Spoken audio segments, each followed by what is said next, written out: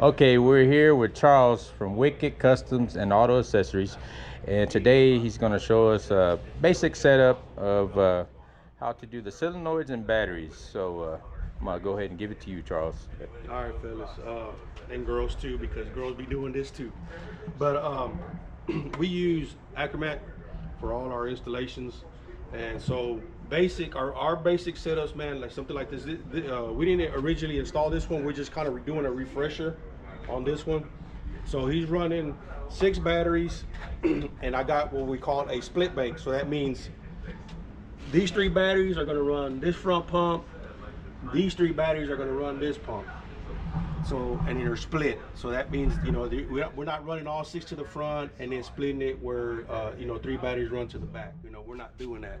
So the reason we're doing is because this customer is not really good at the switch. He's not really looking for a performance setup, you know, even though this setup can do that. So we're only running 2 solenoids per every 3 batteries. So it's 2 solenoids for every 3 batteries. Yeah, it's because we're splitting it, you know. And now if we were running all 6 to the front, then I would have hooked up a third solenoid, so that way, you know, all 6 batteries see this pump, the front pump, versus the back pump here is only going to be running showing 2 solenoids, because it was supposed to be running off of 3 batteries. You know, if that was the case, if they were running it that way. But we're not doing that because this is not. This is what you call a true basic setup with, with the split bank, meaning, you know, we got 3 batteries running, you know, to each pump separately, and that's how we're doing this setup. A lot of people, you know, when you start getting advanced, you know, 8, 10 batteries, then, you know, you have to, you know, upsize the solenoids to 3, 4, you know, even six solenoids, depending on how their setup is set up, you know. And you know what your performance is also, you know, what are you trying to get out of the car? Because my first question to every customer that comes in here, I always ask them, so what are you looking to do with the car? Have you ever had hydraulics before? Are you looking to hop? Are you looking to just like a lay and play setup where you're gonna mess with it a lot? You know, that's the questions I like to ask a lot, you know, the times with the customers. You know, what are you planning to do with the car? Okay, all right. So for everybody that's out there, I mean, 3 batteries is usually for basic beginners for one pump. Basic. Yeah, some people that don't know what they're doing, they're just trying to get a feel with it. You know, a lot of times, you know, they're not really good at the switch. You know, they hold the switch too long, you know, going up. And then the other is, you know, they don't really know, you know, how to hit it. You know, it takes some time to get used to if you don't really know what you're doing. A lot of times people like to hold the switch, you know, which actually, you know, doesn't prolong the motor either, because you got to flick the switch, you know, as you activate the system and stuff like that. And really, man, this is what I call a true beginner setup, you know, because you're not running a ton of power, but you know, we do have these are high cranking. These are I believe 1250 co-cranking amps, which, you know, it'll move the setup pretty good, you know.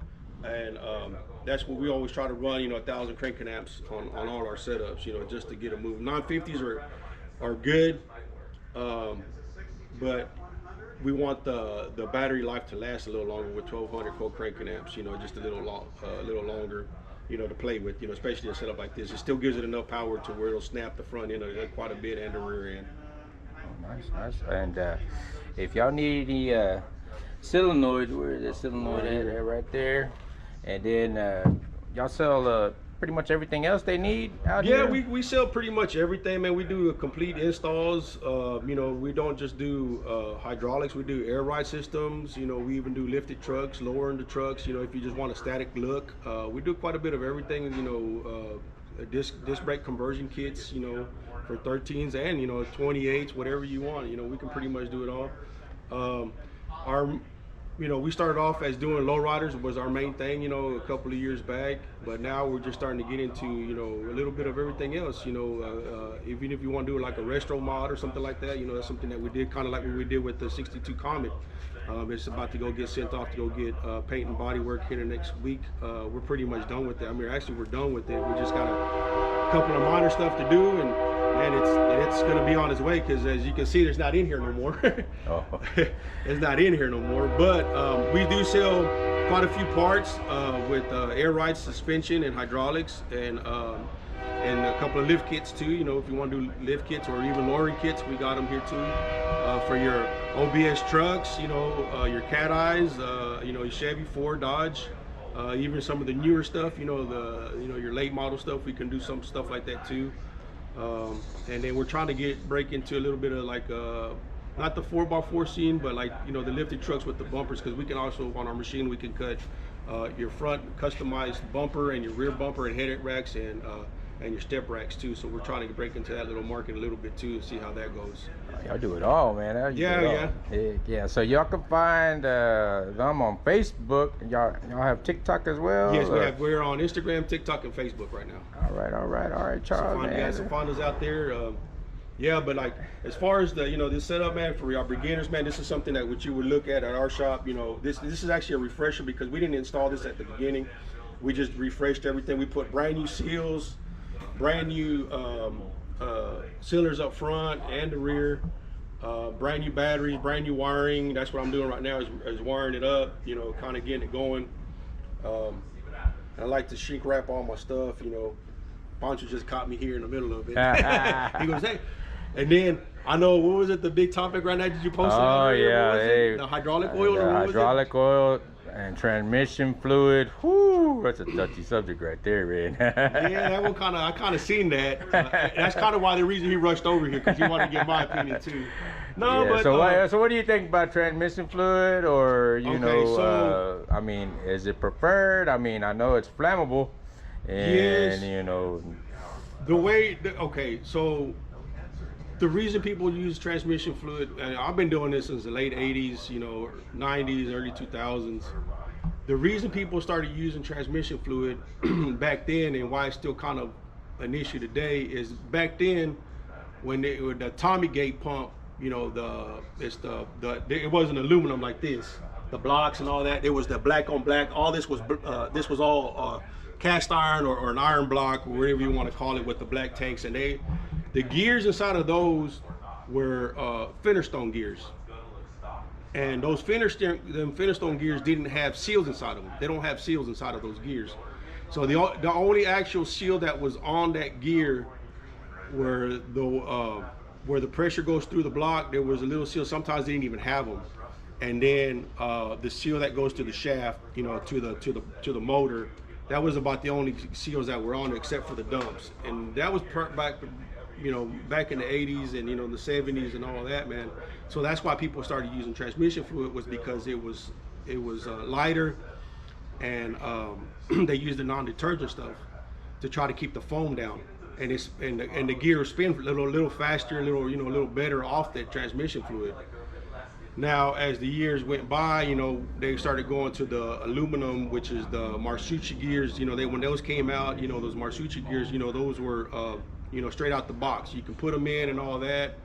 Now you start having more seals inside of those, and those transmission, you know, the transmission fluid will start tearing those seals up, and it started tearing the seals in the cylinders. You know, those seals weren't really meant. It's like always, you know, an old school guy told me, he was like, man, you don't want to put, like, depending on what setup you're going with, man, just don't put transmission fluid in it. The reason is just you're going to tear up your seals no matter what. Hold on. Don't put transmission fluid. It's not recommended. Okay. All right. and the reason is, the best way you can explain it, you're not going to put transmission fluid inside your engine, and you're not going to put motor oil inside your transmission, because they're not designed for that. Yes. So, like, what is this called again? This is a hydraulic pump. And so, on top of that, what do you have back there that y'all use? I mean, I know they say oil, motor oil, non-detergent oil, but this is probably the recommended hydraulic oil to use. Yeah, so I mean, we get them by the 5-gallon buckets, because that's what we use, because it's hydraulic oil. You're not going to put hydraulic oil in your motor, you know, in your car. You're not going to put it in your transmission. You know, it's not really meant for that, because it's got some anti-foaming agent in it, so that way you don't lose the oil viscosity in it, and then you don't lose the pressure inside of it, because what is it when you get foam? What is it called? That's air, and air, you know, you're not supposed to have it in your lines. You know, you're supposed to seep all that air out. You know, that's why you bleed the lines whenever you put hydraulic on it, because you're trying to get all that foam out of it. Oh yeah, that would make a mess. Yeah. You know, you get that foaming, so you're trying to get all that out. You know, that's all air. That's what you're trying to avoid, is air in the system. You know, between the lines. And but yeah, I mean, that's just something. You know, there's different ways. I've seen guys. You know, when you're doing competition stuff, it's a little different because they do mix some oils. But that's just to get a better reaction time out of the system. You know, that's why they start using those ADEXs and you know, ADEL2s. You know, start getting to those bigger dumps and monster dumps and all that. But that's just, Yeah.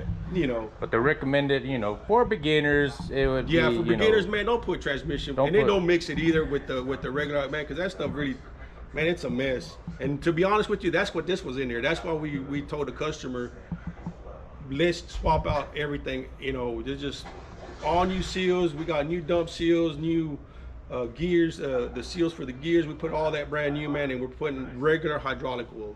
Man, that is just the best thing out there. I mean, you can get it anywhere. O'Reilly's, you know, the AutoZone, you know, Advance, you know, you can get it or whatever. You know, just use regular hydraulic oil. Yes, there are different other types of hydraulic oils out there, but you just get the regular standard hydraulic oil. That'll work perfect for these pumps, and it'll last longer too. Your seals will last a lot longer. I mean, you shouldn't even have an issue with them, you know, with them lasting that long, you know, with the regular hydraulic oil. Well, man, that's what I needed. I needed that answer, and I got it right here from Charles, right here at Wicked Custom Auto Accessories. Yeah. And it's one video of many more that Yeah. Charles will be able to help you out, and y'all can come down here, Yeah. get some work done. Right here, located in Waco, Texas. Yeah, 2906 Franklin Avenue in Waco, Texas. And when we're here, I mean, we started, you know, in the backyard, man, you know, back 20 years ago, man, just, you know, doing a lot of stuff for a lot of homies. And, man, now we're here. Now we got close to about 20,000 square feet of space. You know, this is just one of our shops here. We got a bigger shop on the other side that most of you that know us, you know, we got a bigger shop where we have our fab shop over there. But, yeah, man, we're blessed, you know. We give all the glory to God for that, you know, always. Always, man. Well, heck, I appreciate it, man. I appreciate it, and I'll definitely have to come back and get some more tech tips from you, man. Yeah, alrighty. I appreciate it. Deuces.